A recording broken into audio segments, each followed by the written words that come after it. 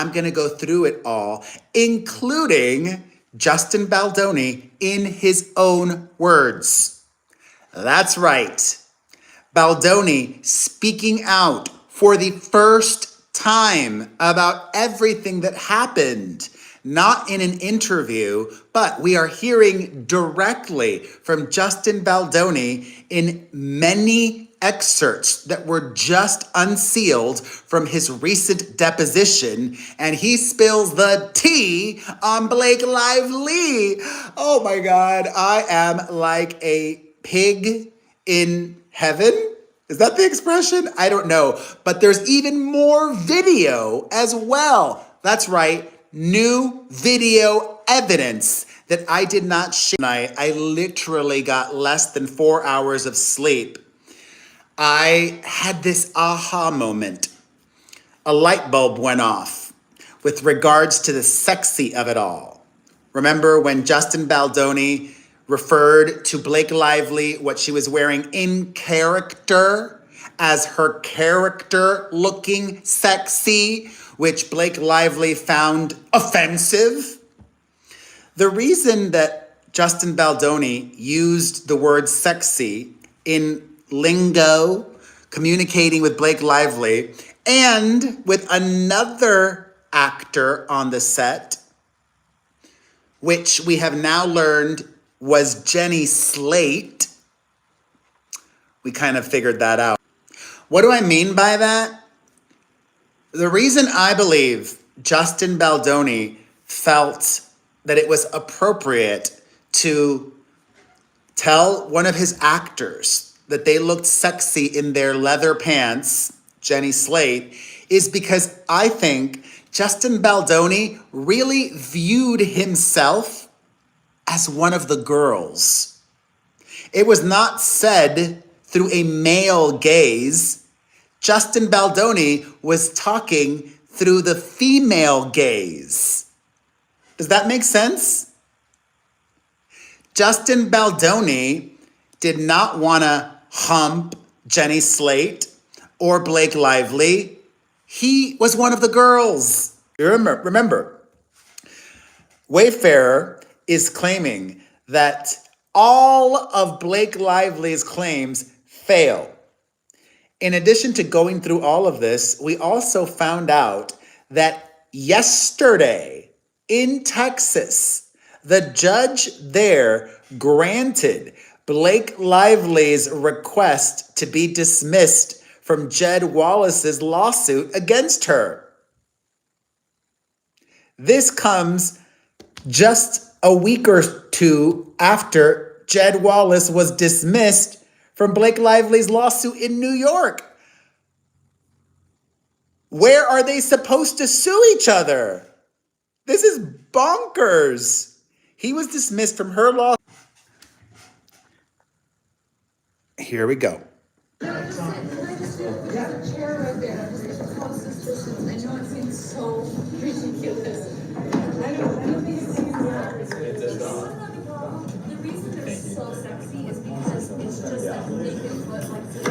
Did you hear that? Did you hear that? Let me play it again.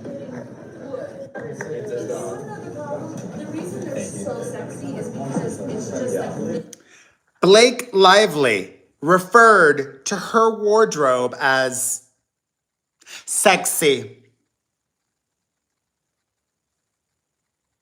Justin Baldoni was being one of the girls and mirroring the language that Blake Lively does proceed to trial. We're going to have a rehash of everything that has just been shared with us last night. We've gotten everything, and I'm going through everything with you.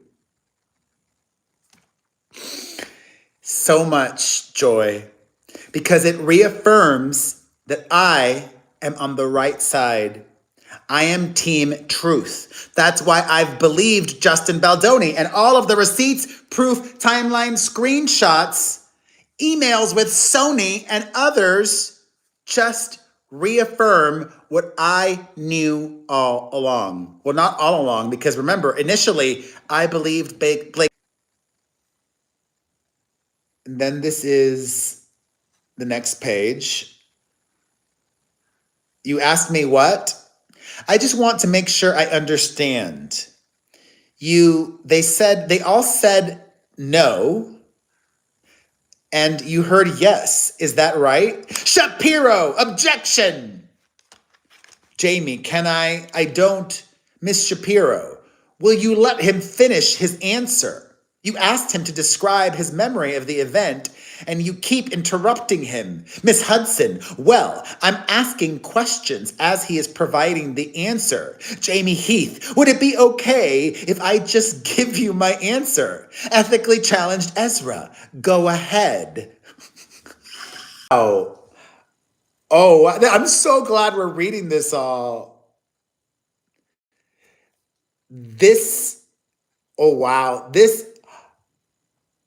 Oh wow, what? Oh my God.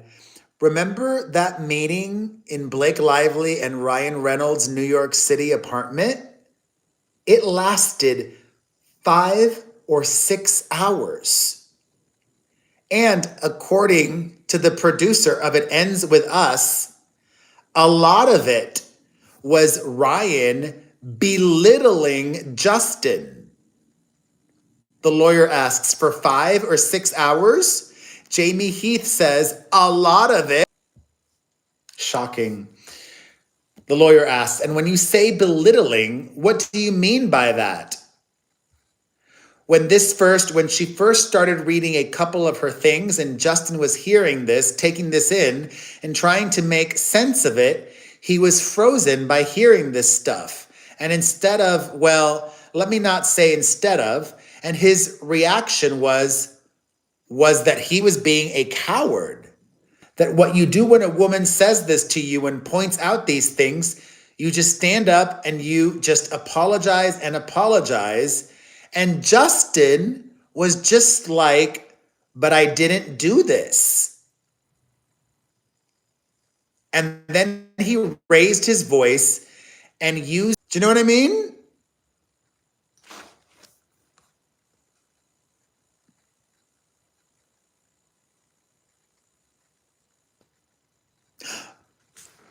Oh my God, what? Oh my God. They're talking about Stephanie Jones now. And Justin Baldoni said in his deposition, it's starting here. So this is, it says, thinks she represented The Rock. And she had said on that call that Mr. Reynolds had like terrorized The Rock or something to that extent.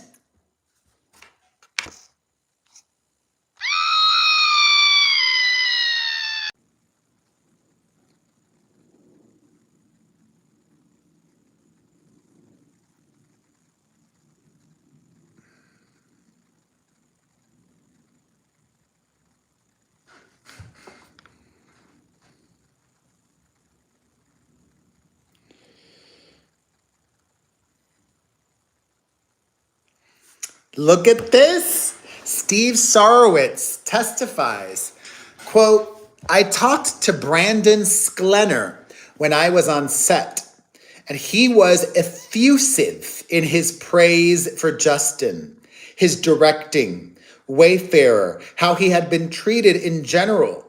So I met with him personally on the day I was on set. I don't know.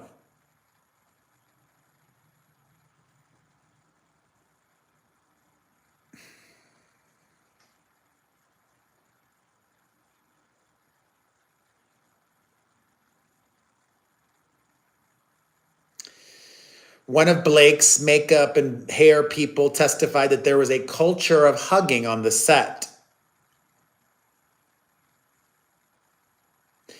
Mike, are you aware that she said that made a number of people uncomfortable? Justin Baldoni, I find that odd. Mike Gottlieb, you find that odd? Why? because Mrs. Baker was often the one that would run up and give me a hug. Boom. Miss Slate, when you made the sexy comment that you could say that because your wife was there, Shapiro, objection. My recollection of that sexy comment was that it was all kind of said in one sentence. And what was the one sentence? Miss Slate walked in, recalls Baldoni. As a director, I was doing whatever I was doing, getting the set ready. I looked over to her. She was wearing I believe, black leather pants, which were designed to, I'm sure, look sexy. And without thinking, I said something to the effect of, wow, those pants look sexy on you. And my memory, if it serves me correctly, my wife was in the room nearby, and I think in my head, I was,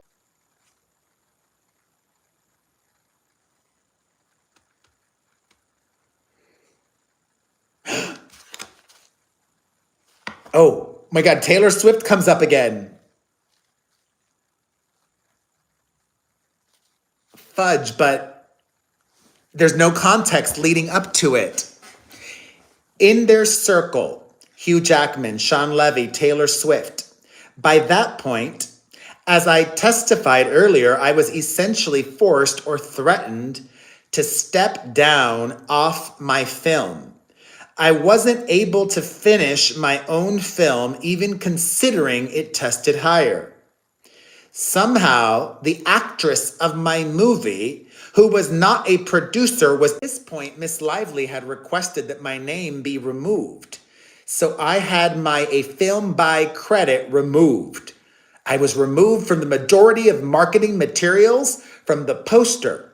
I was being removed for the most from the trailer. I know that she had been working with Taylor Swift to make sure that she got the song that she wanted in the film, and I had assumed that was not a battle or a fight that I could ever win. All of the cast had unfollowed me, which is a very public thing to do right before a movie comes out, all in unison. And at that time, I was being threatened via my agency that if I didn't release a statement then, the gloves would come